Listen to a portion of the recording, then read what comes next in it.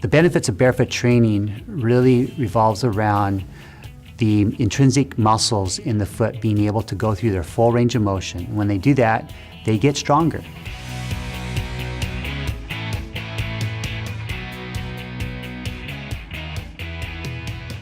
Back in about 2001, we were talking to one of our Nike coaches, Vin Lanana, and we were asking him, he's been very successful over the years, and asking him, what is it that really sets your teams apart from other teams? He says, well, Toby, we're actually taking your shoes off.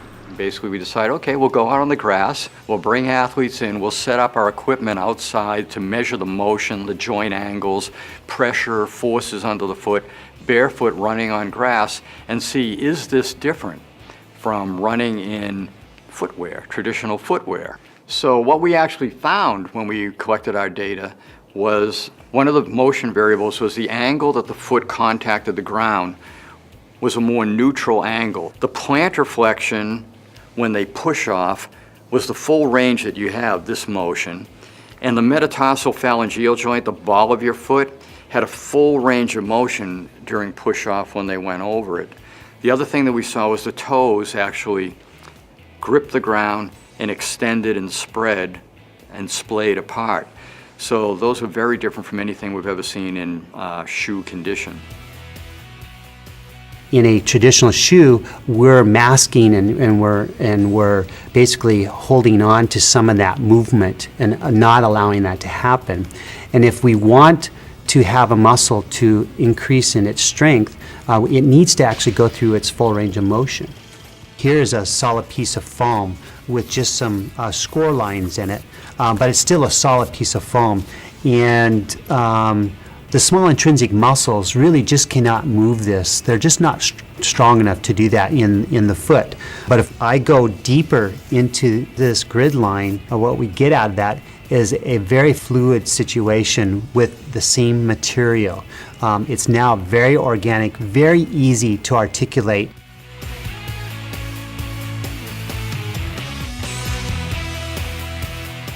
And this is probably about prototype 4. You can actually see this is my writing on it where I'm Xing out sipes that aren't working that I don't like. I'm talking about putting in what we call the reverse flex groove that would allow the toes to both flex or grip and extend, which is something that's very different about Nike Free from any other type of footwear. The numbers that are on here are actually the depth in millimeters of each of those sipes. That was how precisely we tried to lay out and engineer this. Once we did that, it really allowed the foot then to be more in control of the shoe instead of the shoe being in control of the foot. So we have these numbers for barefoot. Let's take the most built-up Nike shoe that existed, which was a 2000 Air Max. That's a 10. Barefoot's a 0. And it seemed like a good way to approach this. It has an access point.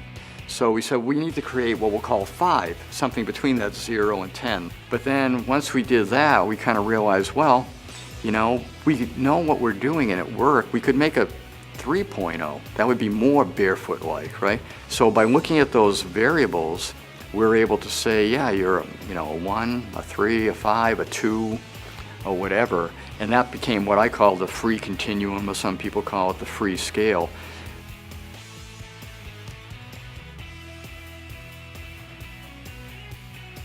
I really think with Free, it really informs everything that we do now, to the point where every designer is challenged to think about natural motion in every single design that they're going forward on.